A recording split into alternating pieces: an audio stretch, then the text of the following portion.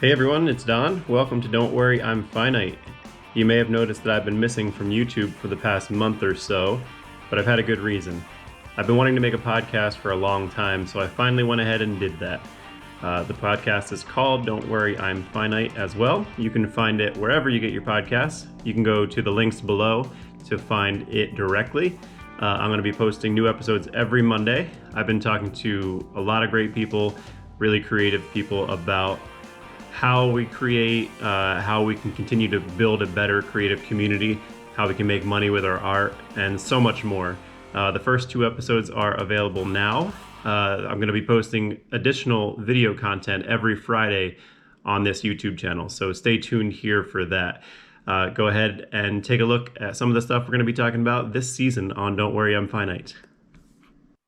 While you're not going to feel inspired all the time, like you actually spend more time feeling uninspired, but it's important to just keep going out, because doing things and trying to do creative things will often like give you inspiration and make you feel more driven to do creative things. You know, when you and I have been visiting new places, you're on alert. You're highly attuned and sensitive to new things that you're seeing around you. But actually, you know, in your everyday life at home, it's very easy to just ignore stuff. You just don't even notice it. So just recalibrating and rethinking in that way, I think can be a really useful part of the process. I didn't think I had planned to write a book about it. It certainly wasn't on the agenda. About a year into the trip, I got an email from, or maybe it was a Facebook DM, I don't remember, from a guy who said that he had just started, he's vegan, he had just started a publishing company with his wife, and they were looking for people to write stuff, and they said, you know, are you thinking about writing a book about your trip? And I said, no. And they said, if we pay you, will you? And I said, yes. But just like not putting pressure on yourself to make the first draft good.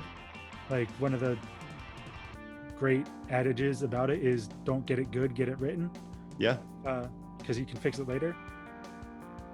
Yeah, I think I definitely kind of live by the, it's better to have something that's not perfect than to have nothing because you're waiting for perfection to strike somehow. And you know, it's never going to be perfect. It's better done than perfect, I guess, is another way to say it. When I was putting the book together, I Googled sonnets to see if I was even doing it right back in the day, because I said I should write sonnets and see if I could do that, because when I was an English major, you know, you study all these different types of poetry with different rhythms and measures and things, and I was like, wow, that's very limiting to write in that way. So I just rejected it. I was like, I'm never gonna write like that. Right. And then when I started working in libraries and I found I had some creative space, I was like, I'm gonna challenge myself to write these 14-line poems.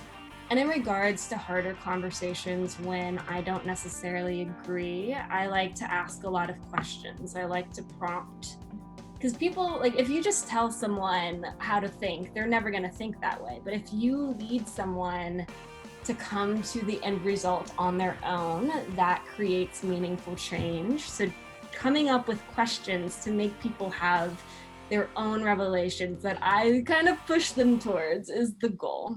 So I think that, I mean, for me, any kind of restrictions are what make me creative across the board, whether that's the space that I'm in or whether it's, you know, let's say I'm working on a project and I say to myself, okay, all I'm going to use for this project is these two synthesizer plugins, and I'm going to make something out of that. That helps me focus my ideas. So sure, yeah, the space that I'm in absolutely can dictate what you're doing. And so now suddenly, like, I had to hire all these people, and so like here I'm at 26, I had 8 direct employees, I had a secretary, like I was like being invited to speak at the medical university. I was fully in it. Like, so we ran this awesome program. I did that for 5 years, and like I had the opportunity to speak and to help moms, and to like, I really studied mentorship and leadership, and like that's what I really love that. I'm Lauren. Don't worry, I'm finite. I'm Ben, and don't worry, I'm finite. I'm Chuck, and don't worry, I'm finite. Don't worry, I am. I'm Katie. Don't worry, I'm finite. I'm Jocelyn, and don't worry, I'm finite. I'm Nate. Don't worry, I'm fine. You got it on the first try, everyone. Good job. Yes. Thanks for sticking with us, guys, and yeah, stay creative until the next time. So I hope you like what you heard, and don't forget to check back here every Friday for bonus video content, and subscribe to me wherever you get your podcasts. If you're on Apple, leave me a review. I really look forward to sharing all of these creative and inspirational people with you this season. Stay creative and stay inspired. See you next time.